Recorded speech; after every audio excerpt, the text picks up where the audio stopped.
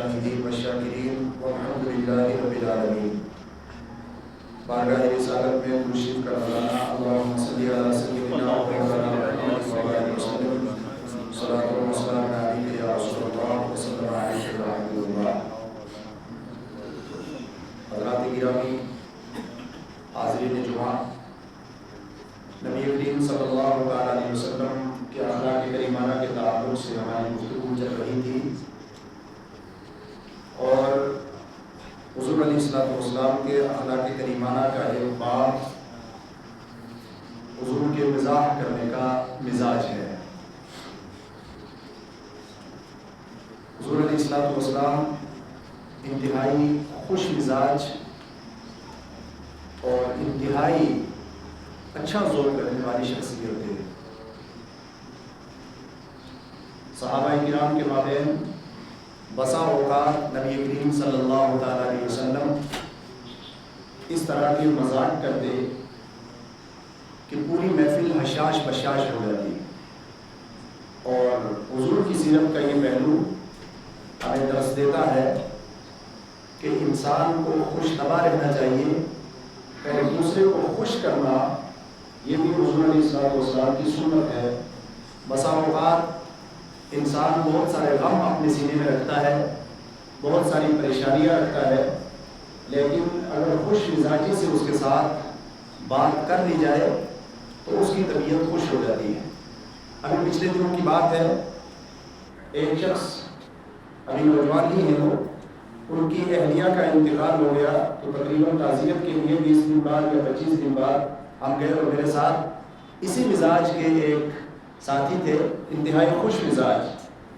تو انہوں نے ان سے کچھ ایسی باتیں کی کہ وہ ہنسنے لگے اور پھر آتے آتے کہا بھی انہوں نے کہ جب سے ہم پر یہ غم کا پہاڑ ٹوٹا ہے اس کے بعد آج پہلی مرتبہ مجھے ہنسنے کا موقع ملا ہے. تو مجھے وہاں یاد آیا کہ سرکار دو عالم صلی اللہ تعالیٰ علیہ وسلم کی سیرت طیبہ کا یہ باب اس اعتبار سے کتنا اہم ہے کہ اللہ کا کوئی بندہ اگر پریشانی کے عالم میں ہے، غم کے عالم میں ہے، تو اس کو خوش مزاجی کے ذریعے تھوڑی اسے مسرت دے دینا، اس کے ہونٹوں پر اگر مسکراہٹ آ جائے تو یہ بہت بڑی قربانی ہے. تو یہی مزاج تھا حضور علیہ السلام کا. بسا اوقات حضور کی بارگاہ میں آنے والے لوگ اپنے غم اور پریشانیوں کا تذکرہ کرتے اور حضور علیہ السلام ان کے غم کی داستانیں سنتے سنتے کبھی حضور کی طبیعت بوجھل ہو جاتی تو ایک عبداللہ نامی شخص حضور کی بارگاہ میں رہا کرتے تھے، تو وہ اٹھ کر کوئی مزاحیہ چٹکلا سنا دیتے، کوئی لطیفہ سنا دیتے جس سے حضور علیہ السلام کا مزاج حشاش بشاش ہو جاتا، حضور خوش ہو جاتے. تو بعد میں کسی موقع پر شاید میں نے بیان بھی یہ کیا ہے کہ اسی شخص کو بعض صحابہ نے ان سے پوچھا کہ آپ ایسا کیوں کرتے ہیں، یہ چٹکلا کیوں سناتے ہیں؟ تو انہوں نے کہا کہ میں حضور علیہ السلام کے چہرے پر تھوڑی تھکاوٹ کے آثار دیکھتا ہوں، لوگ پریشان کرتے ہیں تو میں یہ چاہتا ہوں کہ حضور حشاش بشاش ہو جائے، حضور کی بوجھل طبیعت تھوڑی سی حشاش بشاش ہو جائے، بس کسی جذبہ کے تحت میں یہ کام کرتا ہوں. کسی معاملے میں انہیں حد لگ گئی تو صحابہ کرام کچھ باتیں کرنے لگے تو حضور علیہ السلام نے فرمایا دعہ انہ من اہل الجنہ، اس کے بارے میں کوئی بات مت کرنا کیونکہ یہ جنتی آدمی ہے. اور جنتیوں والا اس کا کام صرف یہ تھا کہ حضور علیہ السلام کو خوش کر دیتا ہے لطیفے سنا کر.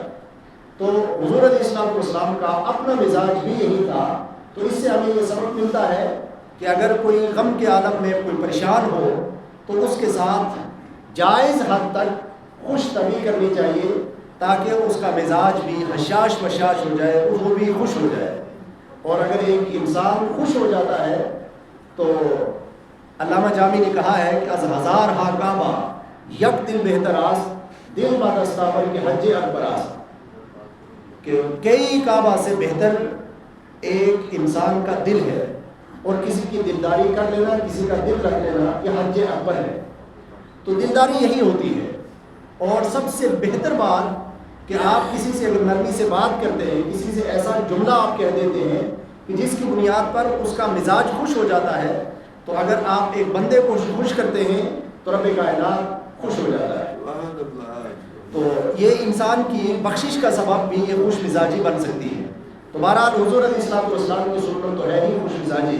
صحابہ نے بارگاہ رسالت میں عرض کیا تھا انت تلاعبنا یا رسول اللہ صلی اللہ علیہ وسلم، یا رسول اللہ صلی اللہ علیہ وسلم آپ ہم سے کھیلتے ہیں، باتوں باتوں میں خوش مزاجی کرتے ہیں۔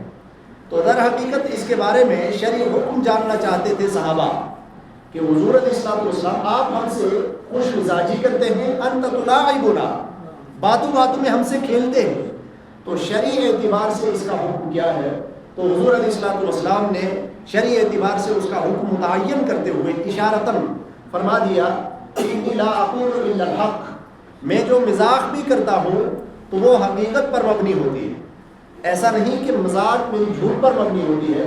اگر اس میں غور کیا جائے تو باضابطہ اس میں سچ ہی ہوتا ہے، البتہ حضور کے بات کرنے کا انداز ایسا ہوتا ہے کہ جس کی بنیاد پر طبیعتیں خوش ہو جاتی ہیں۔ چنانچہ حضرت انس بن مالک رضی اللہ تعالیٰ عنہ روایت کرتے ہیں، امام ترمذی امام احمد بن حنبل نے اسے روایت کیا ہے کہ ایک شخص بارگاہ رسالت میں حاضر ہوا ان رجلا استحمل رسول اللہ صلی اللہ علیہ وسلم، حضور کی بارگاہ میں حاضر ہوا اور کہتا ہے حضور مجھے سواری کے لیے اونٹ چاہیے، میرے پاس سواری کے لیے اونٹ نہیں ہے، کہیں کسی میرے خیال سے مہم پر جانا ہوگا اور راستہ دور دراز کا راستہ تھا، تو جب حضور علیہ الصلوۃ والسلام کہیں کسی لشکر کو بھیجتے تھے تو آزاد سفر سامان سفر بھی مہیا فرماتے تھے۔ تو ایسے ہی موقع پر ایک شخص نے بارگاہ رسالت میں عرض کیا کہ حضور مجھے سواری کے لیے اونٹ چاہیے، تو حضور علیہ الصلوۃ والسلام فرماتے ہیں انی احملک علی ولد الناقہ۔ اب کس خوش مزاجی سے حضور فرما رہے ہیں؟ فرماتے ہیں کہ میں تجھے اونٹنی کا بچہ دیتا ہوں سواری کے لیے۔ اب یہ شخص پریشان ہو گیا، اونٹنی کا بچہ، اس پر کون انسان سوار ہو سکتا ہے؟ وہ ہمارا بوجھ کیسے اٹھا سکے گا اونٹنی کا بچہ؟ تو کہتا ہے فقال یا رسول اللہ ما اصنع بولد الناقہ، حضور مجھے اس وقت ایک جوان اور تگڑے اونٹ کی ضرورت ہے اور میں سوار ہونا چاہتا ہوں، اونٹنی کے بچے کو لے کر میں کیا کروں؟ ما اصنع، میں اونٹنی کے بچے کو کیا کروں گا؟ تو فقال رسول اللہ صلی اللہ علیہ وسلم، تو حضور علیہ الصلوۃ والسلام فرماتے ہیں هل تلد الابل الا النور، جو جوان اونٹ ہے کیا وہ کسی اونٹنی کا بچہ نہیں ہے؟ وہ بھی تو کسی اونٹنی کے پیٹ سے آیا ہے۔ تو اب یہ مزاج تھا حضور علیہ الصلوۃ والسلام کا، تھوڑی دیر کے لیے صحابہ کی محفل انشاج بشاج ہو گئی اور اسے اونٹ عطا فرما دیا۔ اس طرح کا مزاج تھا حضور علیہ الصلوۃ والسلام کے مزاج کرنے کا۔ اور ایک روایت میں آتا ہے حضرت عائشہ صدیقہ رضی اللہ تعالی عنہا بیان کرتی ہے قالت اتیت رسول اللہ صلی اللہ علیہ وسلم بخزیرۃ طبختها له، انہوں نے کچھ حلوہ بنایا، لیکوڈ حلوہ حضور علیہ الصلوۃ والسلام کے لیے، اور آج باری تھی حضرت سودا رضی اللہ تعالی عنہا کی۔ حضور علیہ الصلوۃ والسلام نے ازواج مطہرات کے مابین دن متعین فرمائے تھے، ایک دن ایک زوجہ محترمہ کے حجرے میں، دوسرے دن دوسری زوجہ محترمہ کے حجرے میں۔ تو حضرت سودا رضی اللہ تعالی عنہا یہ دوسرے نمبر پر آتی ہیں اور ایک روایت میں تیسرے نمبر پر۔ یعنی جب حضرت خدیجہ الکبریٰ رضی اللہ تعالی عنہا کا انتقال ہوا تو اس کے بعد حضور علیہ الصلوۃ والسلام نے شادی کی خواہش ظاہر فرمائی تو ان کے سامنے دو آپشن رکھے گئے، ایک بیوہ تھی حضرت سودا اور ایک ام المؤمنین عائشہ صدیقہ جو حضرت ابوبکر صدیق کی صاحبزادی تھی، یہ کنواری تھی۔ تو حضور علیہ الصلوۃ والسلام نے پہلے ام المؤمنین عائشہ صدیقہ سے نکاح فرمایا اور اس کے بعد حضرت سودا بنت زمعہ رضی اللہ تعالی عنہا سے نکاح فرمایا۔ تو بہرحال یہ مدینہ شریف کی بات ہے۔ ام المؤمنین فرماتی ہیں کہ سودا کی باری تھی تو میں نے کچھ لیکوڈ قسم کا حلوہ پکایا اور بارگاہ رسالت میں لے کر حاضر ہوئی۔ فقلت لسودہ والنبی صلی اللہ علیہ وسلم بینی و بینہا، تو میں بارگاہ رسالت میں پیش کیا تو میں نے حضرت سودا سے کہا کلی، کہ آپ بھی اس کو تناول فرمائیں، آپ بھی حضور علیہ الصلوۃ والسلام کی زوجہ محترمہ ہیں۔ اب دیکھیے حضور کے گھر میں حضور علیہ الصلوۃ والسلام کی فیملی لائف میں کس طرح کا مزاج اور کس طرح کی خوش طبعی ہے حضور علیہ الصلوۃ والسلام کی زندگی میں۔ اگر یہ مزاج اور خوش طبعی ہمارے گھروں میں شامل ہو جائے تو ہمارے گھر جنت کا نمونہ پیش کریں گے۔ تو حضور علیہ الصلوۃ والسلام موجود تھے تو کہتی ہے میں نے ان سے کہا حضرت سودا سے کہ آپ بھی کھائیے اس کو تناول فرمائیے، فابت، تو حضرت سودا نے انکار کر دیا کہ میں نہیں کھاؤں گی۔ کہ فوضعت یدی فی الخزیرۃ فتلیت بها وجهها، تو ام المؤمنین فرماتی ہیں کہ میں نے آذروئے مزار خود اپنا ہاتھ اس حلوے میں ڈالا اور پورا لت پت ہاتھ حضرت سودا کے منہ پہ مار دیا۔ اب حضرت سودا کے منہ پہ پورا حلوہ ہی حلوہ، تو حضور علیہ الصلوۃ والسلام دیکھ رہے تھے۔ فضاحک النبی صلی اللہ تعالیٰ علیہ وسلم، حضور علیہ الصلوۃ والسلام میرے اس مذاق سے تبسم ریز ہو گئے، ہنس پڑے، لیکن ایسا نہیں کہ چونکہ وہ عمر دراز تھی حضرت سودا رضی اللہ تعالیٰ عنہ، اور ام المؤمنین عائشہ صدیقہ ان کے سامنے ایک بچی تھی۔ یہ اور بات ہے کہ ان کا مرتبہ صحابہ کی ٹیچر ہے، یہ علمی اعتبار سے بہت بڑا مرتبہ ہے، لیکن عمر کے لحاظ سے وہ عمر دراز تھی حضرت سودا، اور یہ چھوٹی تھی۔ کہتے ہیں کہ جب میں نے ان کے چہرے پر حلوہ مل دیا تو حضور علیہ الصلوۃ والسلام ہنس پڑے، وہ تبسم ریز ہوئے۔ وقال لسودا، اور حضرت سودا سے فرمایا کہ اے سودا التقی وجہہا، تم بھی اس کا جواب دو اور حلوہ عائشہ کے چہرے پر مرو۔ کہتے فلا تخط وجہی فضحک النبی صلی اللہ تعالیٰ علیہ وسلم، تو حضرت سودا نے میرے چہرے پر بھی اسی طرح حلوہ ملا تو حضور علیہ الصلوۃ والسلام بہت خوش ہوئے اور اس مزاق سے ہنس پڑے۔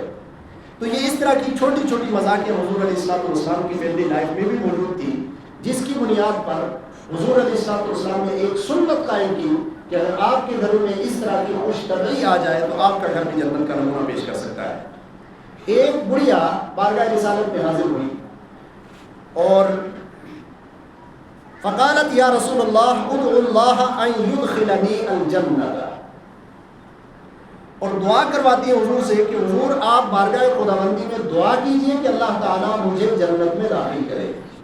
یہاں سے پتہ چلتا ہے کہ صحابہ کرام جنت کی کتنی طلب رکھتے تھے، اور باضابطہ ان کا یہ عقیدہ تھا کہ حضور جس کے لیے دعا کر دیں گے کہ اللہ اسے جنت میں داخل کر تو وہ ضرور جنتی ہے۔ بسا اوقات صحابہ بارگاہ رسالت میں حاضر ہوں گے تو عرض کرتے ہیں کہ حضور آپ ہمیں ایسا عمل بتائیے کہ جس عمل کی بنیاد پر میں جنت پہ جاؤں، لیکن کچھ بہت بھولے بھالے صحابہ بھی موجود تھے، سیدھے سادے صحابہ بھی موجود تھے۔ ان میں سے ہی یہ بڑھیا، یہ مائی تھی، یہ عرض کرتی ہیں حضور آپ دعا کیجئے کہ اللہ تعالیٰ مجھے جنت میں داخل کرے۔ اس طرح کی دعائیں کرواتے تھے۔ خود حضرت حذیفہ بن الیمان رضی اللہ تعالیٰ عنہ بڑے مقدس صحابی، وہ کہتے ہیں کہ ایک دن میری والدہ نے مجھ سے کہا، عصر کا وقت تھا، اور کہا کہ بارگاہ رسالت میں جاؤ، شاید میں بارگاہ رسالت کے آداب بجا نہ لا سکوں۔ یہ ادب تھا حضور کا۔ والدہ کہتے ہیں بیٹا تم جاؤ بارگاہ رسالت میں شاید بارگاہ رسالت کے ادب بجا نہ لا سکوں، اور کہیں بے ادبی اور گستاخی نہ ہو جائے، کہیں کوئی ایسا جملہ نہ نکل جائے جو شان رسالت کے لائق نہ ہو۔ آپ بارگاہ رسالت میں حاضر ہوتے رہتے ہیں، تو بیٹا جاؤ آج اللہ کے حبیب سے یہ کہہ دو کہ میری والدہ کے لیے مغفرت کی دعا کر دے۔ حضرت حذیفہ کہتے ہیں مجھ سے میری والدہ نے کہا کہ بیٹا جاؤ مغرب کی نماز حضور کی ابتدا میں ادا کرو اور حضور سے عرض کرو کہ میری والدہ کے لیے بخشش اور مغفرت کی دعا کرے۔ حضرت حذیفہ بن الیمان کہتے ہیں میں بارگاہ رسالت میں حاضر ہو گیا۔ مغرب کی نماز کے وقت مسجد نبوی میں نے مسجد نبوی میں حضور کی ابتدا میں نماز پڑھی۔ فصلیت مع النبی صلی اللہ علیہ وسلم ثم صلی، اور مغرب کی نماز سے فراغت کے بعد حضور علیہ الصلوۃ والسلام کچھ نوافل پڑھنے لگے، اور مجھے والدہ کے حق میں دعا کرنے کی درخواست کرنے کا موقع نہ ملا۔ میں انتظار کرتا رہا، اور مغرب کے بعد باضابطہ محفل لگ گئی، اور اس محفل میں حضور علیہ الصلوۃ والسلام واعظ و نصیحت فرمانے لگے، یہاں تک کہ عشاء کا وقت ہو گیا، اور حضور نے وہیں عشاء کی نماز پڑھائی، لیکن ابھی تک مجھے یہ موقع نہ ملا کہ میں بارگاہ رسالت میں عرض کرتا کہ میری والدہ کے لیے دعا کریں۔ بہرحال عشاء پڑھ کر حضور علیہ الصلوۃ والسلام اپنے کسی زوجہ محترمہ کے ہاں تشریف لے جانے لگے حجرہ مبارکہ کی طرف، تو میں پیچھے پیچھے ہو لیا۔ اب یہ ادب تھا، کس قدر ادب تھا صحابہ کرام، کس قدر حضور علیہ الصلوۃ والسلام کا ادب احترام کرتے تھے کہ حضور کے ساتھ جا رہے ہیں لیکن عرض نہیں کر پا رہے ہیں کہ میری والدہ کے لیے دعا کریں۔ کہتے ہیں کہ تھوڑی دیر تک حضور کے پیچھے پیچھے چلا، حضور نے مڑ کر نہیں دیکھا، حضور اپنے حجرہ مبارکہ کی طرف جا رہے ہیں، اور جاتے جاتے کہہ رہے ہیں کہ یوشک انک حذیفہ بن الیمان، مجھے لگتا ہے کہ میرے پیچھے پیچھے حذیفہ بن الیمان آ رہا ہے۔ یہ بات تو چلیے محسوسات کی دنیا میں سے تھی، اتنی بات تو کہی حضور نے کہ مجھے لگتا ہے کہ میرے پیچھے پیچھے حذیفہ ابن الیمان آ رہے ہیں. تو کہتے میں نے بڑے ادب سے عرض کیا نعم یا رسول اللہ, یا رسول اللہ غلام حاضر ہے, میں حذیفہ ابن الیمان ہی ہوں. اب حضور نے پوچھتے ہیں کہ آپ کیوں آئے اور آپ کا مقصد کیا ہے. حدیث پاک کے الفاظ ہیں کہ حضور نے سمپل اور سادے الفاظ میں کہتے ہیں رحمک اللہ غفر اللہ لک ولأمک, اللہ تعالیٰ تیرے بھی گناہ معاف فرمائے اور تیری والدہ کے گناہ بھی معاف فرمائے. حذیفہ ابن الیمان کہتے ہیں میں نے بارگاہ رسالت میں عرض نہیں کیا کہ حضور آپ دعا فرمائیں. اس سے معلوم ہوا کہ اللہ نے حضور علیہ السلام کو یہ عطا فرمایا تھا کہ صحابہ کے دلوں کے راز بھی جانتے تھے کہ یہ اس دعا کے لیے آئے تھے. وہ کہتے ہیں کہ غفر اللہ لک ولأمک, اے حذیفہ اللہ تعالیٰ تجھے بھی معاف فرمائے, تیرے گناہ بھی بخش دے اور تیری والدہ کے گناہ بھی بخش دے. بہرحال میں عرض کر رہا تھا کہ بڑھیا عرض کرتی ہیں کہ حضور دعا کرے اللہ تعالیٰ مجھے جنت میں داخل کرے.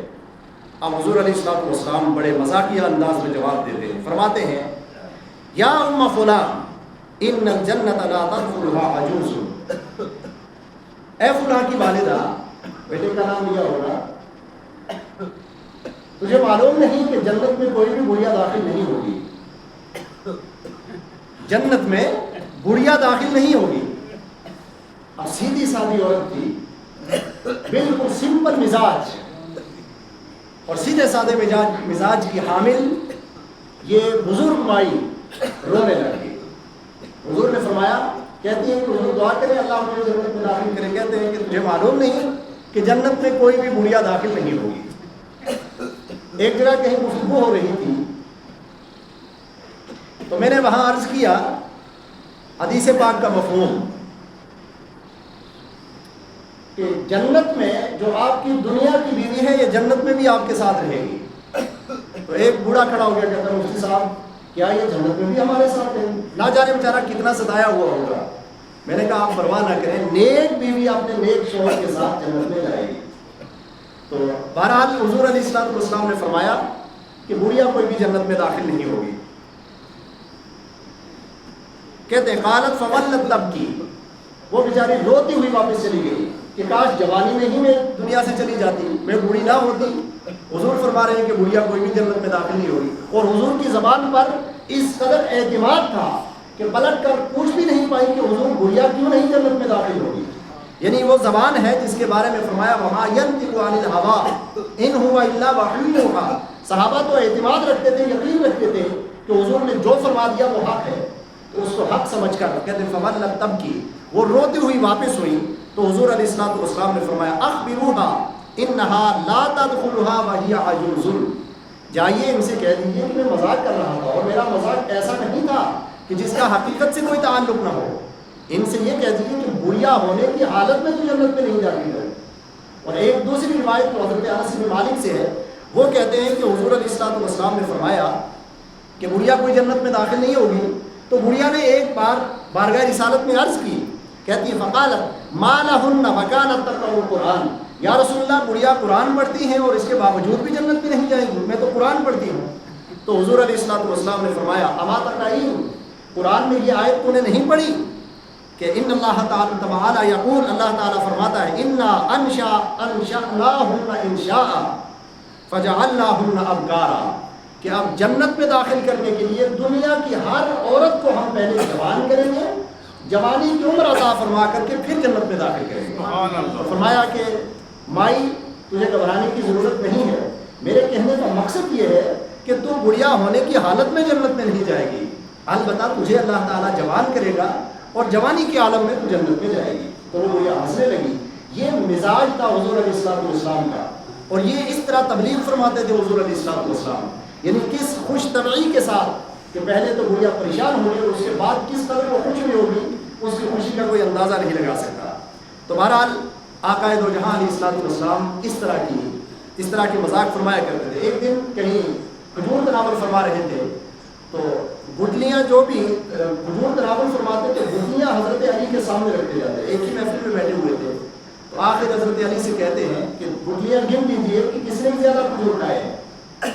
اب یہ بھی ایک مذاق تھا حضور علیہ السلام کا, لیکن حضرت علی جنہیں باب العلم کہا ہے تو وہ بھی بارگاہ رسالت میں عرض کرتے ہیں کہ یا رسول اللہ, ہاں میں نے کھجور کھائے ہیں لیکن گٹلیوں سمیت نہیں کھائے ہیں, جو دیگر میرے ساتھی بیٹھے ہیں لگتا ہے کہ گٹلیوں سمیت وہ کھا چکے ہیں، تو میں گٹلیاں نکالتا رہا ہوں اور کھجور کھاتا رہا، تو مذاق کا جواب مذاق میں دیا، لیکن بہرحال عرض کرنے کا مقصد یہ کہ جو رب کائنات نے اپنے حبیب مکرم صلی اللہ علیہ وسلم کے لیے فرمایا کہ انک لعلی خلق عظیم، آپ کو عظیم اخلاق ہم نے عطا فرمائے ہیں، ان عظیم اخلاق کا ایک چھوٹا سا پہلو میں نے مذاق کا پہلو آپ حضرات کے سامنے رکھا کہ حضور علیہ السلام کس طرح صحابہ کرام کے ساتھ خوش مزاجی بھی فرماتے تھے۔